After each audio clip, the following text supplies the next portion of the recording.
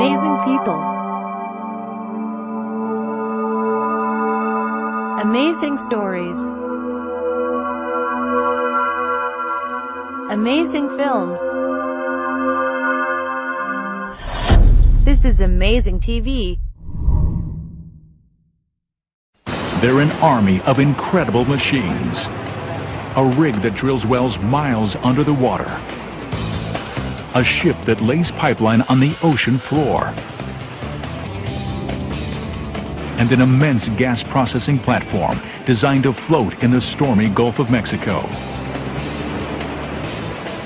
All part of a daring plan, a network of natural gas wells and pipelines in the deepest water yet, 9,000 feet down.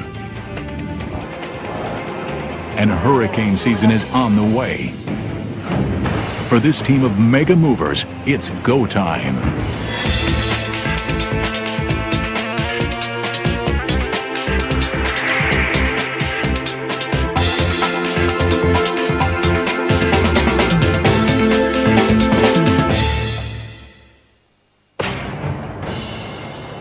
The Gulf of Mexico.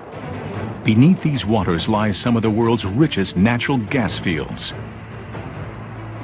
Now, an ambitious plan is underway to harvest that energy from the ground. It's called the Independence Project. The goal? Drill wells and lay pipeline to get the natural gas to a central processing platform and then to shore where it's sold. Natural gas networks have been around for a long time. Okay, coming down. But no project's ever been attempted in waters this deep. For years, thousands of underwater wells have lined the shallow waters of the Gulf of Mexico. They supply 20% of the natural gas to cook and heat homes in the United States. But the demand continues to grow, and the wells in the Gulf are already working at capacity. Energy companies have long known that gas reserves existed in the Gulf's deep water. But the technology didn't exist to drill here, beyond the continental shelf and 9,000 feet down until now. It's the most daring effort yet in the race for more energy from the deep sea. A team of mega machines has been hard at work for months, building a vast deep-sea gas network. They have 5 main challenges. Drill 15 wells through nearly 2 miles of water and almost 3 miles of sea floor in an 1,800 square mile gas field. Lay pipeline connecting each well to a central processing platform. Install cables along the pipeline so that engineers on the platform can control the flow of gas from each well. Drive massive pilings to anchor the central processing platform to the ocean floor. And finally, build a huge pipeline to deliver the gas from the processing platform 135 miles to land.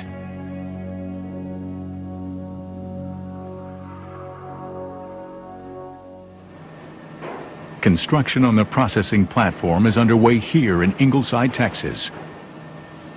Once it's installed in the open ocean, this platform will be the hub of the network, purifying the natural gas and sending it back to shore. But first, there's a gas network to build. Enter the Mega Movers.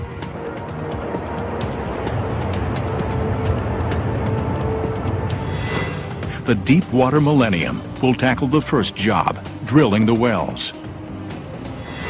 Next, the Lorelei will build a network of pipelines to connect the wells to the central platform. The Toisa Perseus will run control cables along the pipeline. And only one ship can tackle the next step, building the monster pipeline to the shoreline. The Solitaire. Installing the huge anchor pilings is the job of the Boulder. Meanwhile, another team of mega machines constructs the massive gas processing platform. The platform is as big as a city block. In order to float above the gas fields in the Gulf, it must be attached to this huge four-towered hull, which is en route to the Gulf atop an amazing ship, the mighty Servant 3. Mounting the huge platform on the hull will be one of the heaviest lifts ever. That's when the crane-like heavy lift device will swing into action. To get the network up and running, each of these machines will have to do its job perfectly. But Mother Nature can wreak havoc on even the best laid plans. The Gulf of Mexico is notorious for powerful storms, and summer is peak hurricane season. 7 major storms made 2005 the worst hurricane season on record and the most devastating in memory. This year could be even worse. The first job is getting the gas wells up and running. Months ago, the Deepwater Millennium drilled wells for this project. The ship's drill pipe reached 9,000 feet down to the sea floor and dug in. Then it punched through another 3 miles of sea floor to reach pockets of natural gas. An incredible 5 miles below the water surface. Now, the Deepwater Millennium will answer the $2 billion question. Will enough gas flow freely to make this well worth tapping?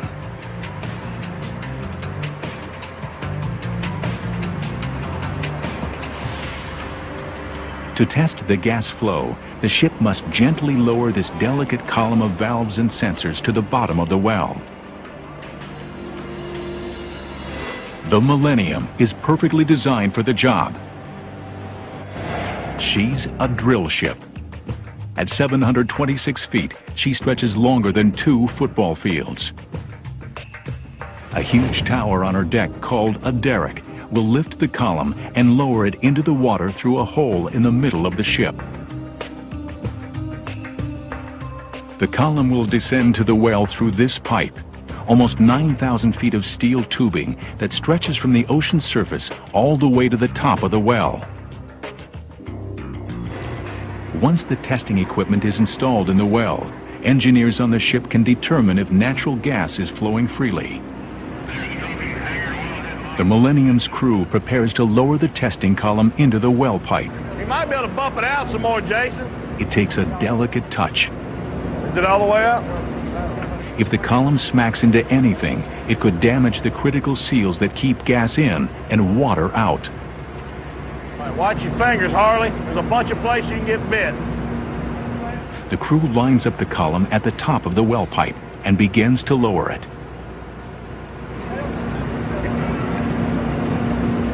I got buttons there. Oh. But suddenly, it stops descending. A jammed column could mean costly delays. If we change that assembly out, then you're probably looking at 10 to 12 hours. Get ready to tell him to stop. If we start stroking his lock man, I want him to stop. Stop. Stop. The crew examines the column to figure out what's gone wrong. It refuses to budge. They try to gently wiggle the test column. That's it. You got look. What you got to do is you got to push it that way. Starting now. You want to watch this lock mandrel? There it goes. We got it. That does the trick. All right. That's good. And the column finally slides into place. There it goes. You want to verify that in the book?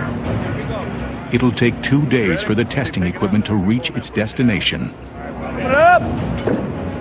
2 days before the crew can answer the critical question: will a well drilled in the deepest water yet actually work?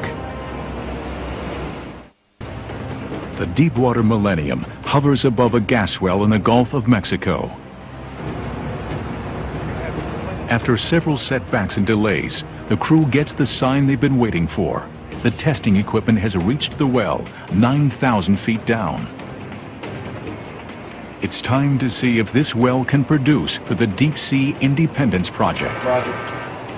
With the touch of a computer screen, engineers open the valves deep inside the well, and gas begins to flow.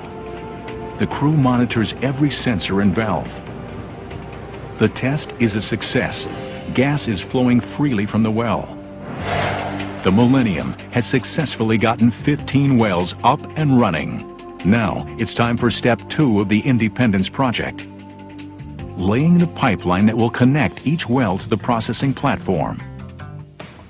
It'll take a vast network of pipes laid precisely on the sea floor. Now, a new mega mover takes charge.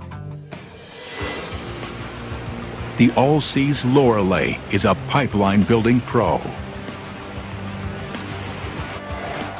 At 600 feet, she's longer than the Washington Monument is tall. A massive pipe manufacturing facility fills nearly 2/3 of her hull. Off her stern, a 200-foot guide called a stinger lowers the pipeline to the sea floor. Creating the network of pipelines is like building a city sewer system nearly 2 miles below the ocean's surface. The Lorelei's biggest challenge is laying each of the pipelines on their predefined pathways. Deviate even a few inches and it will be a massive tangle of steel. The Lorelei has just a few months to complete the pipelines before the gas processing platform arrives. And summer is prime time for hurricanes.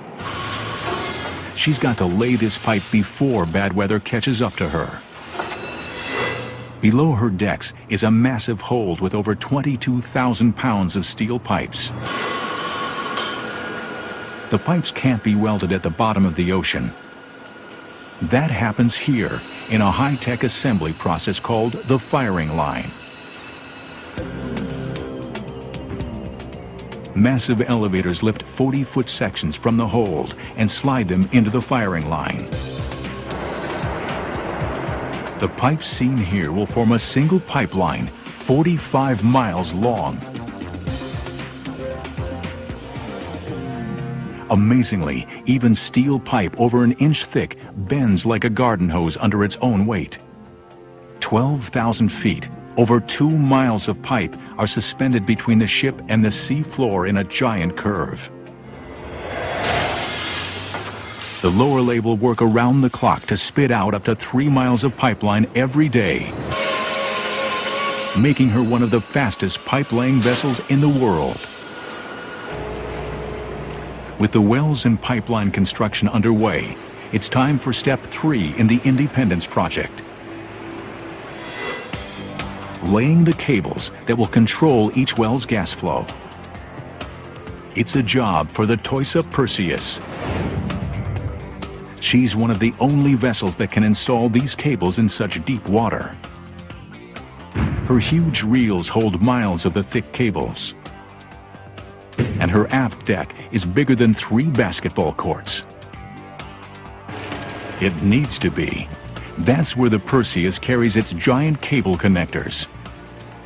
The crew places a connector next to each well and then runs the cable along the pipeline all the way back to the processing hub. These cables are an essential part of the network.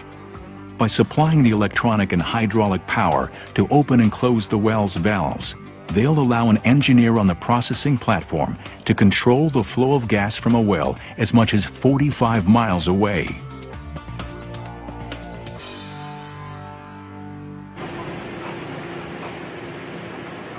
The first step is to carefully spin the cable out of the hole. Below deck, this massive reel holds the longest control cable of the project. 13 miles long, weighing 1,200 tons, the weight of 700 automobiles.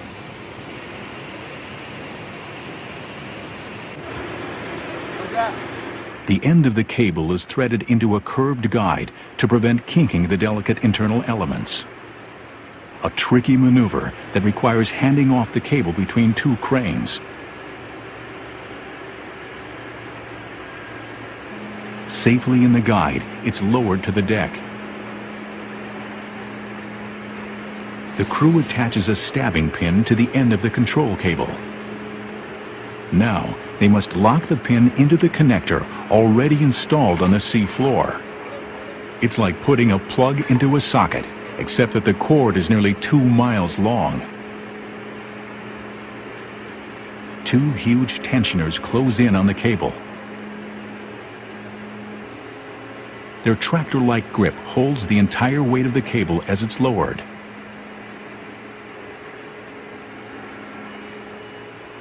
It's a straight shot through a hole in the middle of the ship, 9,000 feet down.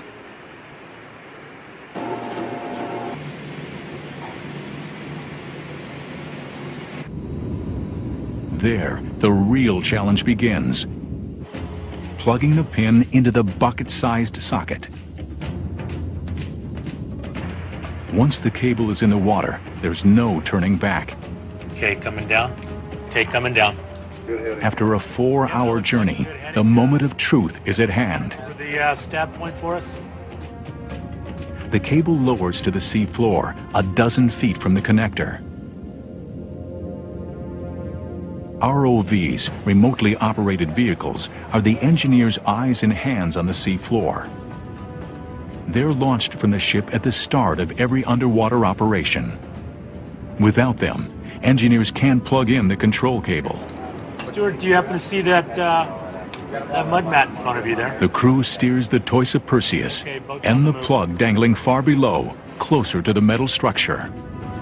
If it hits and they damage the high-tech plug, this multi-million-dollar cable will be nothing but junk on the bottom of the sea. Ready to try and stab this? Inserting the stabbing pin at the end of the cable into the small socket on the connector is a real challenge. It's like making a perfect dunk shot from an airplane flying at 9,000 feet. For the Perseus and the entire team of mega movers, one technology gives them the critical ability to stay exactly on target. Dynamic positioning.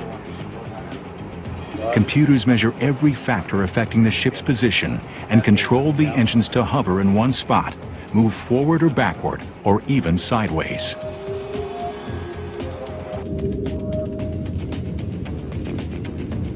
Fly it over the stab point for us. On the bridge of the Perseus, the crew relies on an ROV, a remotely operated vehicle, to guide the stabbing pin toward her target. Then it clockwise 90. It's in, but something's wrong. It won't lock. Oh, and just put it on the swivel plate and tried to push the swivel plate around. The stabbing pin is turned out of position, and there's nothing the ROV can do to turn it back. Without a perfect connection, this cable will be useless. BLS bridge, come The up crew 1 meter, comes up please. with a clever strategy. They enter a new heading for the Perseus, and as the ship rotates, it swivels the cable, turning the stabbing pin on its axis. Okay, we put a meter of slack in it. The plan works. Yeah, Roger, I'll stop on it. The pin finally locks into the socket. Okay, can you follow it over and just watch the touchdown for me? With the hardest part of the mission accomplished, the Perseus can now lay the miles of cable that will control the flow of gas from the well. The Mega Movers have tackled 3 out of 5 major parts of the Independence project. They've tested the 15 wells, laid 210 miles of pipes to bring the gas to the processing platform, and installed control cables throughout the network. A major step remains: building the giant pipeline to get the gas to shore. It will take almost 20,000 pipes and months of work to construct the 135-mile Independence Trail. And there's only one ship in the world strong enough to build it, the All-Seas Solitaire. She's got to lay this huge pipeline before the processing hub can pump gas. Few vessels would dare to attempt this mission, but the Solitaire's not just any ship. She's the largest pipe-laying vessel in the world. At 1,200 feet, the Eiffel Tower could easily lay on her deck. A pipe welding assembly line runs the entire length of the ship. And a huge stinger juts from her stern to guide the pipeline to the sea floor. Like the Lorelei, the other pipe-laying ship on the project, the Solitaire builds the pipeline in one continuous motion, welding the pipes together inside her hull, then depositing the finished pipeline on the sea floor. But unlike the other ship, she does it on a much, much bigger scale. The Solitaire's 6 cavernous holds carry over 21,000 tons of pipe. That's more than the weight of 120 jumbo jets. Even this many pipes doesn't last long. Solitaire can lay 4 miles of pipe in a day. Huge barges constantly replenish the supply of pipes to keep this mega pipe layer busy. And that's where the ship's cranes swing into action. They're built for speed. Most cranes have a single long boom. These monsters have 2 arms, giving them amazing accuracy and speed. To complete the Independence project on schedule, the Solitaire has to build and lay the pipeline fast.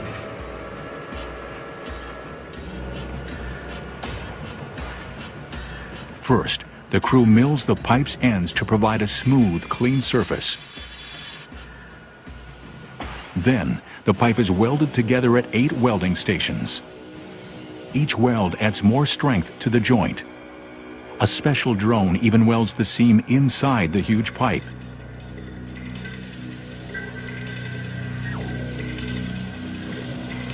Completing this pipeline will take over 21,000 welds.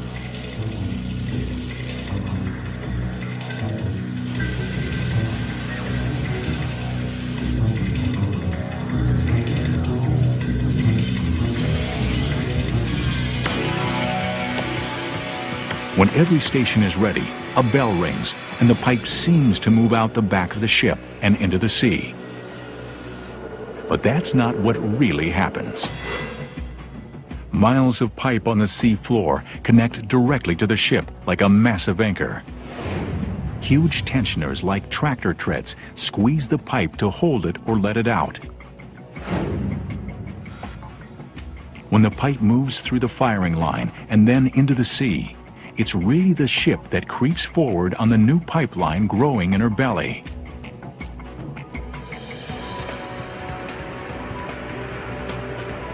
The Solitaire works around the clock to complete the pipeline on schedule.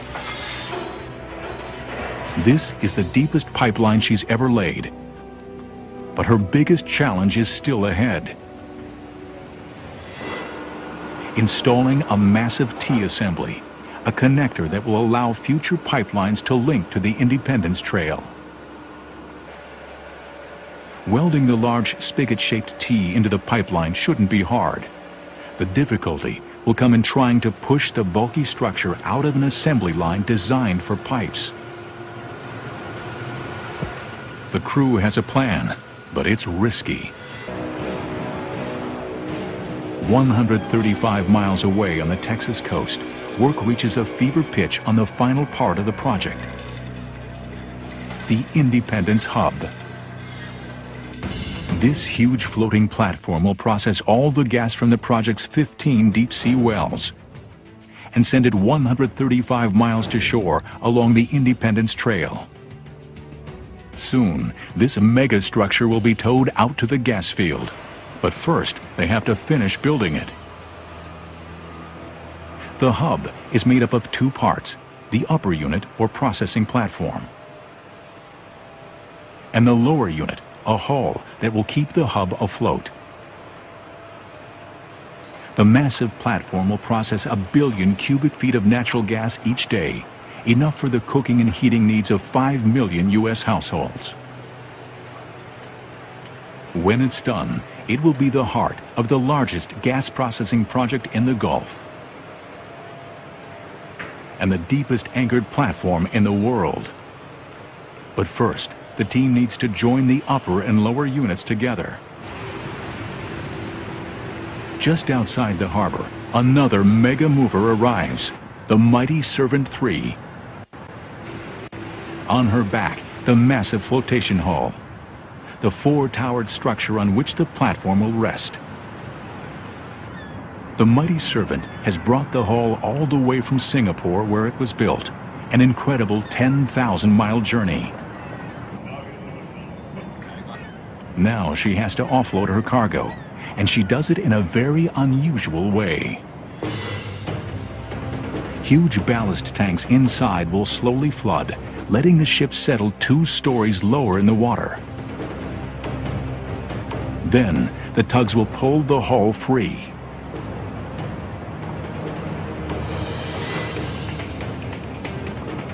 It's a simple but dangerous process. Both the ship and its cargo can quickly become unstable. And the huge towers of the hull can catch the wind like sails.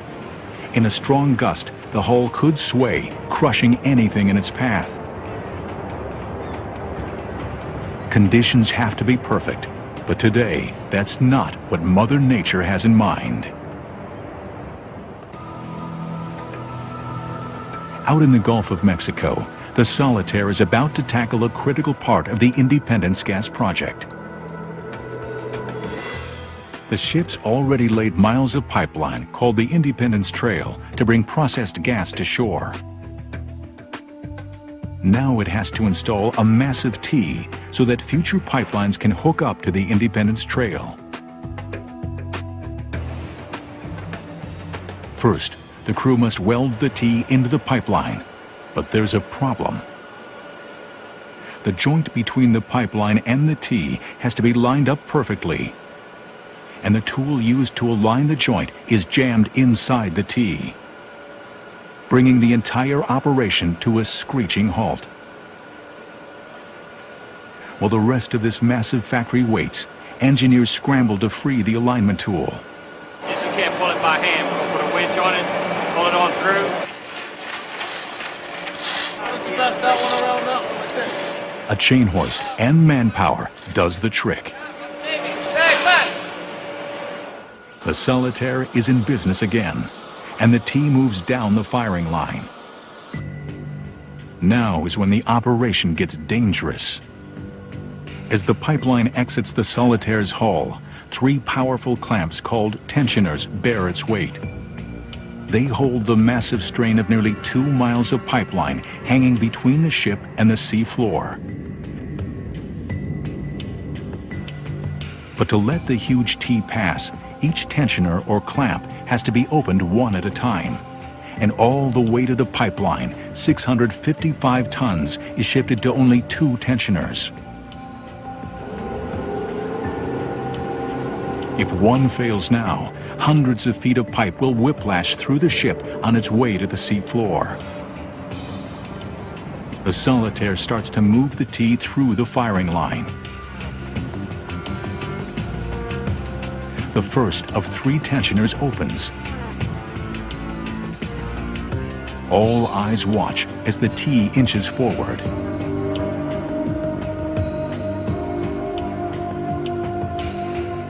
The other 2 tensioners strain under the load, but they hold.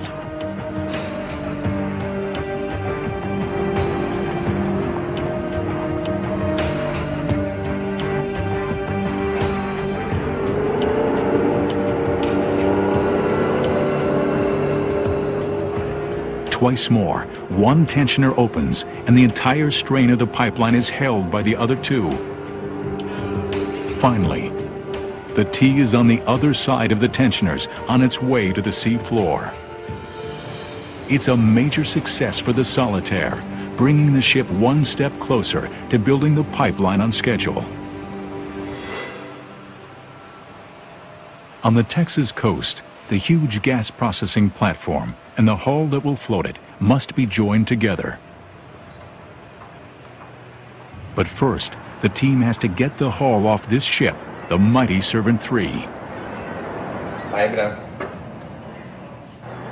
This mega cargo ship offloads by sinking, letting her cargo float. For the last few hours, a strong breeze has made it too dangerous to move the hull, but finally, the wind has died down. Now the tricky business of sinking the mighty Servant 3 begins. The hull's massive towers jut up like 4 huge sails. Every time the wind kicks up, the massive structure strains against the mooring lines with tons of force.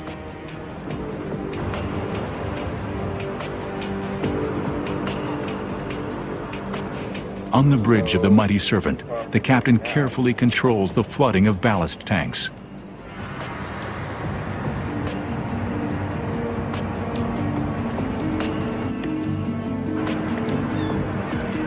Over the next 10 hours, his ship slowly sinks into the harbor.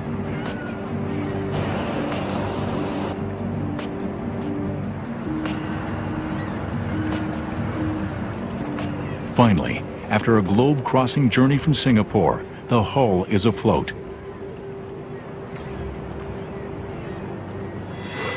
Now it's time for a mind-boggling lift. The gas processing platform is as big as a city block and weighs almost 9,000 tons. The crew will have to hoist it 200 feet into the air and strategically lower it onto the hull's support pillars. It's like lifting a 500-foot warship. There's only one machine for the job, this heavy lift device, or HLD. It's one of the largest of its kind in the world. The first step is to slide the topsides along this skidway and onto this barge. It'll take 2 huge winches and a little lubrication. These men in the white overalls are applying the grease on top of the Teflon skidway. We call it pumpkin wax. It's kind of pumpkin color, but it's gooey, it's sticky. And my wife says every time I walk by it, it attaches itself to me. The winches turn, and the 7-story platform begins to move.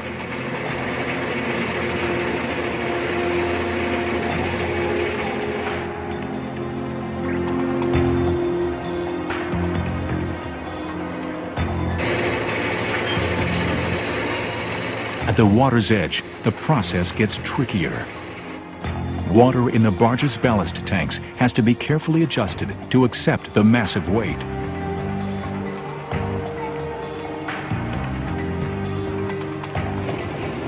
It takes 8 hours, but finally the platform is on the barge.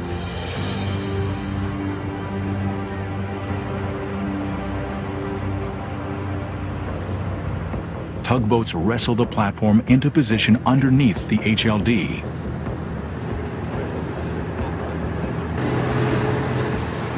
And the crew attaches huge A-frames to lift it.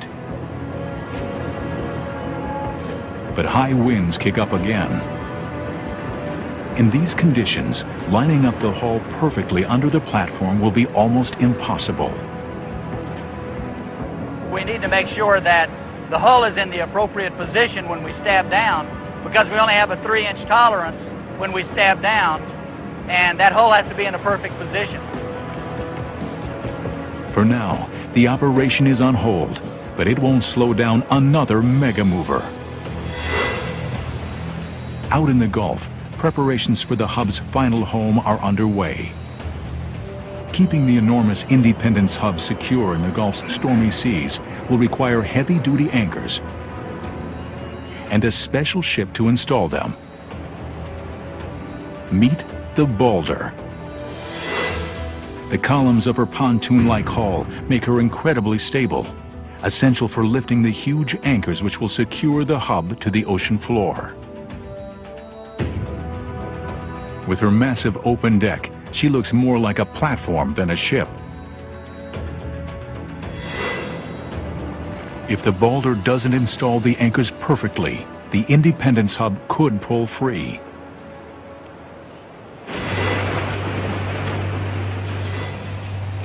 That's what happened to this hub.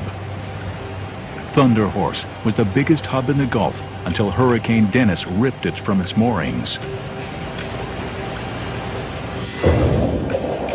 To make sure this doesn't happen to the Independence Hub, engineers are installing 12 permanent anchors called suction pilings. A 2.5-mile-long cable will connect each piling to the floating hub.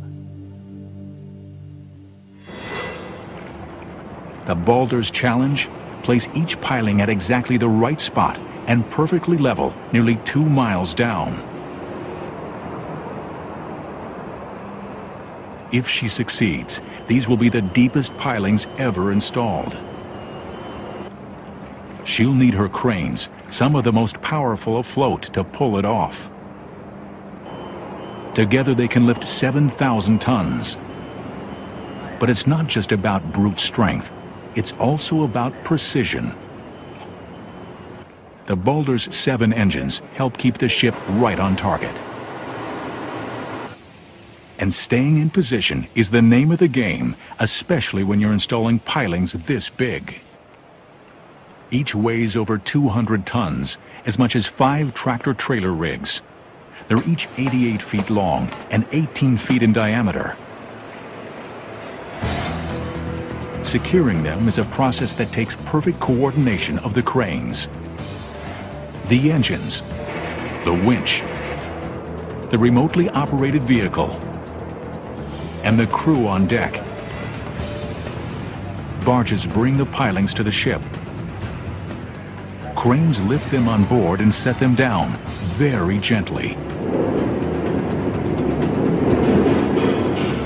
The crew attaches a harness and chains for the lift.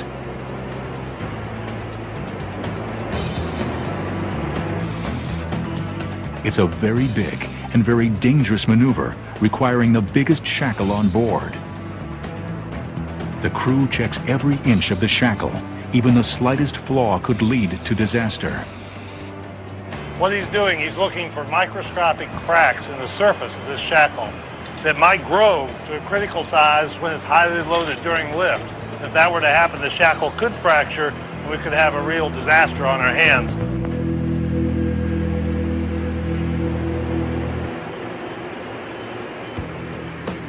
The 2 cranes lift the piling to turn it on end.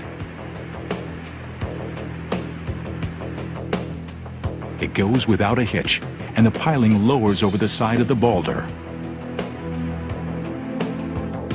On the bridge, the crew monitors every movement. If the Baldur isn't level, or if she begins rocking, the huge piling could become a wrecking ball, crashing into the deck or punching a hole in the ship. With all that weight over one side of the ship, you'd think it could tip over.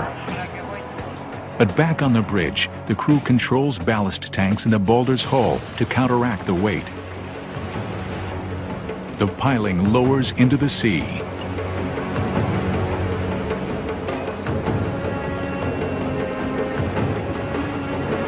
Then, in a blast of escaping air, it's on its way, a 4-hour journey nearly 2 miles into the depths.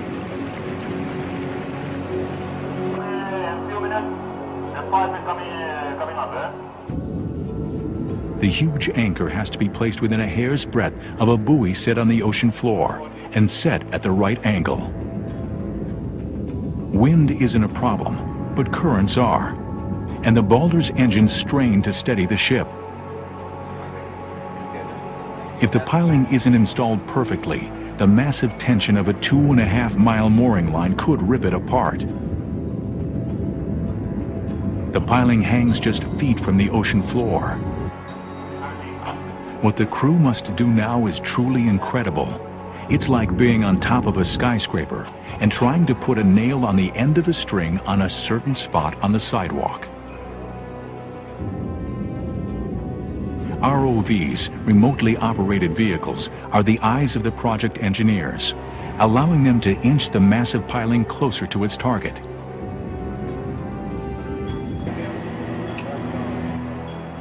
The crew will have to get it just right if the pilings are to be ready when the Independence Hub arrives. The Baldur moves closer to the target, ready to install one of a dozen pilings which will anchor the Independence Hub at the center of the gas field.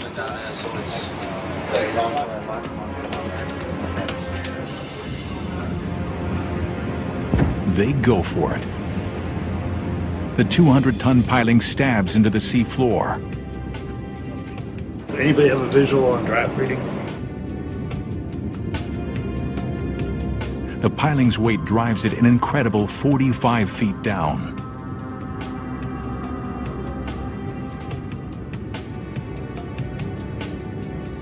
It's in the right place, but is it aligned properly? Orientation is very good. Probably about the best we've achieved thus far. It's very good. Tightest one we've had. Hey guys, I was looking. The ROV moves in for step 2. It closes the valves that seal the end of the piling. Then it connects a powerful pump. As the pump sucks out the water inside the piling, the structure sinks even deeper into the sea floor. Mission accomplished, but the Balder's crew doesn't have time to celebrate. They'll work around the clock to install the remaining 3 pilings before the hub arrives. Construction of the Independence project is almost complete. The 15 wells, 220 miles of pipeline, 120 miles of control cables, and 12 mooring pilings are nearly ready for the Independence hub's arrival.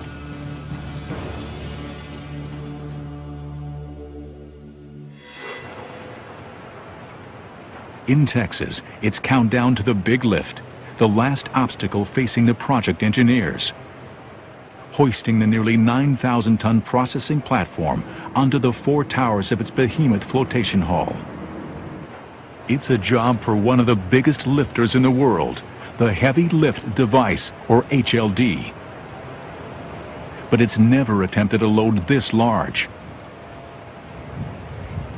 Inside the control shack, engineers continuously monitor the HLD's controls in preparation for the big lift. The mammoth booms are 500 feet long, and 23 miles of cable weighing 900 tons run through her motors and winches. Sensors on the booms and the cables provide constant feedback to the engineers. On the hub and the barge, the crew performs their final checks. Then, all but a few crew members move off to a safe distance. A broken cable now would send the mammoth platform crashing to the ground. The lift's motors begin to turn. The cables take up the enormous weight. Then, an ear-splitting boom gets everyone's attention. A fitting for the A-frame has adjusted under the strain. The lift continues. Cables strain as the HLD takes the full weight of the platform. Then, suddenly, one side is free. In the control room, every sensor is double-checked. The motors and winches turn, and the nearly 9,000-ton platform hangs free.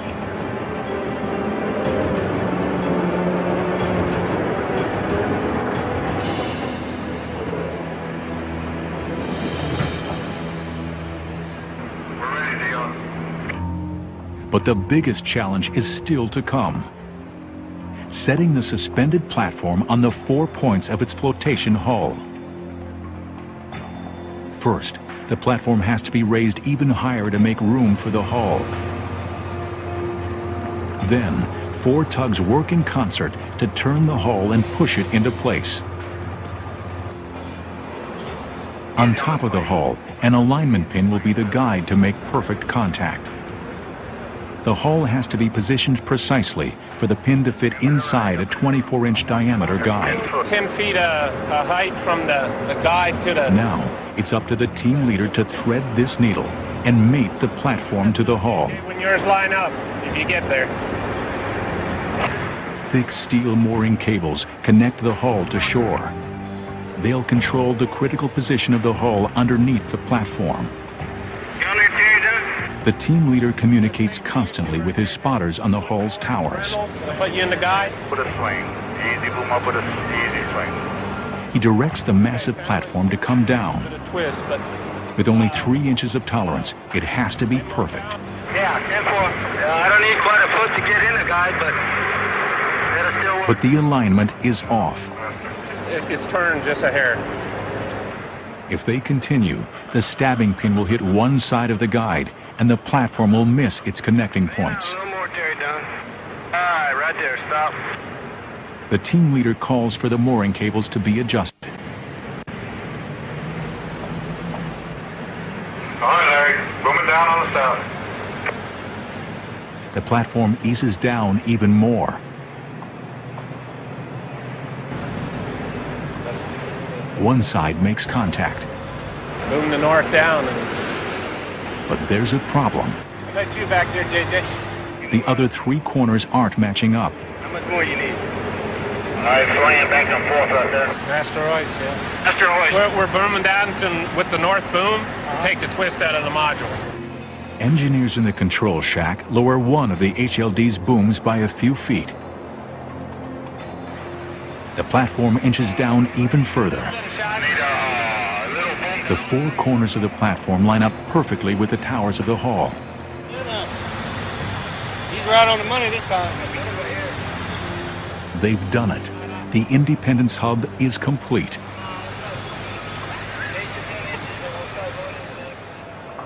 It's a landmark moment in the most ambitious deep-sea construction project ever attempted. Soon, the team will tow the hub into the Gulf and link it to the vast network of wells, pipes, and cables. It's the jewel in the crown of the world's deepest natural gas network. Within a year, the Independence Hub will deliver 1 billion cubic feet of gas each day, thanks to a team of amazing mega machines.